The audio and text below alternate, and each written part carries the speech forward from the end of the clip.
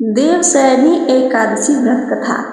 जाने क्या है विष्णु जी की 4 मास की निद्रा का रहस्य। आइए जानते हैं सब कुछ इसके बारे में। आषाढ़ मास के शुक्ल पक्ष की एकादशी को देवशयनी एकादशी कहते हैं, जिसका अर्थ होता है कि इस समय भगवान विष्णु सारी सृष्टि का भार शिव जी को सौंपकर योग निद्रा में चले जाएंगे।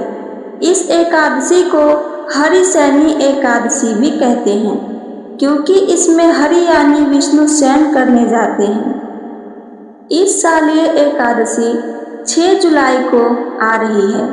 कहते हैं इस दिन व्रत और विष्णु भगवान की पूजा अर्चना और दान पुण्य करने से खूब लाभ होता है।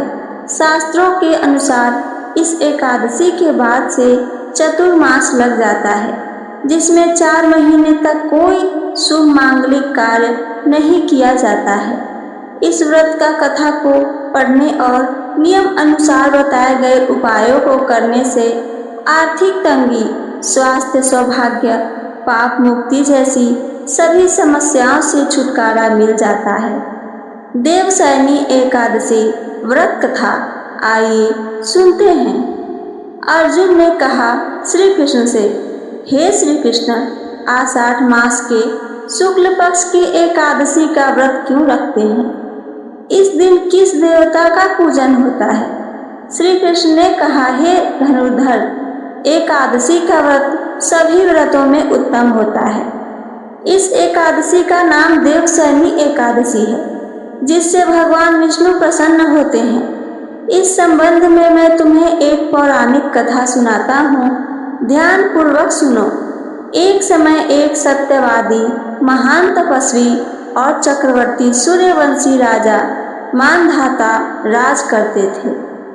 इसके राज्य में कभी अकाल नहीं पड़ता था, कभी किसी प्रकार की प्राकृतिक आपदा नहीं आती थी, परंतु एक बार ना जाने क्यों देवगण उससे रुष्ट हो गए और उसके राज्य में अकाल पड़ गया।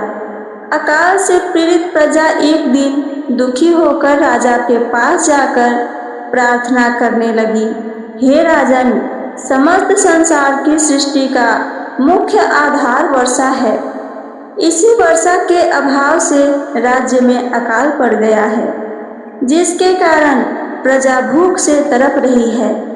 आप कोई ऐसा जतन कीजिए जिससे हम लोगों का कष्ट दूर हो सके, नहीं तो विवश होकर प्रजा को किसी दूसरे राज्य में अब शरण लेनी पड़ेगी। राजा ने कहा, आप वर्षा न होने से बहुत कष्ट में हैं। यह बात सत्य है। राजा के पापों के कारण ही प्रजा को कष्ट भोगना पड़ता है। मैं बहुत सोच विचार कर रहा हूँ, फिर भी मुझे अपना कोई दोष दिखलाई नहीं दे रहा है। आप चिंता ना करें, मैं कुछ उपाय जरूर करूँगा। आगे सुनिए कथा को। राजा मानधाता भगवान की पूजा करके कुछ व्यक्तियों को साथ लेकर वन में चले गए। वहाँ वे ऋषि मुनियों के आश्रमों में घूमते घूमते अंत में ब्रह्मा जी के मानस पुत्र अंगिरा ऋषि के आश्रम पहुँच गए। रथ से उतरकर राजा ने ऋषि के सम्मुख पहुंचकर उन्हें प्रणाम किया। ऋषि ने पूछा, हे राजन, आप इस स्थान पर किस प्रयोजन से पधारे हैं? कहिए। राजा ने कहा, हे महर्षि, मेरे राज्य में 3 वर्ष से वर्षा नहीं हुई है। इससे अकाल पड़ गया है और प्रजा बहुत ही कष्ट में है। राजा के पापों के प्रभाव से ही प्रजा को कष्ट मिलता है, ऐसा शास्त्रों में लिखा गया है। मैं धर्मानुसार राज्य करता हूँ, फिर यह अकाल कैसे पड़ गया, इसका मुझे अभी तक पता नहीं लग सका है। अब मैं आपके पास इसी संदेह को निवृत्ति के लिए आया हूँ। आप कृपा कर मेरी इस समस्या का निवारण करें और प्रजा के उद्धार के लिए कोई उपाय जरूर बतलाइए। यह वृतांत सुनने के बाद ऋषि ने कहा, हे नृपति, इस सतयुग में धर्म के चारों चरण सम्मिलित हैं। यह युग सभी युगों में उत्तम है। इस युग में केवल ब्राह्मणों को ही तप करने तथा वेद पढ़ने का अधिकार है, किंतु आपके राज्य में एक शूद्र तप कर रहा है। इसी दोष के कारण आपके राज्य में वर्षा नहीं हो रही है। यदि आप प्रजा का कल्याण चाहते हैं तो शीघ्र ही उस शूद्र का वध करवा दें। जब तक आप यह कार्य नहीं कर लेते तब तक आपका राज्य अकाल की पीड़ा से मुक्त नहीं हो सकता है। ऋषि के वचन सुन राजा ने कहा, हे मुनि श्रेष्ठ, मैं उस निरपराध तप करने वाले शूद्र को नहीं मार सकता। किसी निर्दोष मनुष्य की हत्या करना मेरे नियमों के विरुद्ध है और मेरी आत्मा इसे कभी स्वीकार नहीं कर सकेगी। आप इस दोष से मुक्ति का कोई दूसरा उपाय मुझे बतलाइए। राजा को विचलित जान ऋषि ने कहा, हे राजन, यदि आप ऐसा ही चाहते हो तो आषाढ़ माह के शुक्ल पक्ष की देवशयनी नाम की एकादशी का विधान पूर्वक व्रत करो।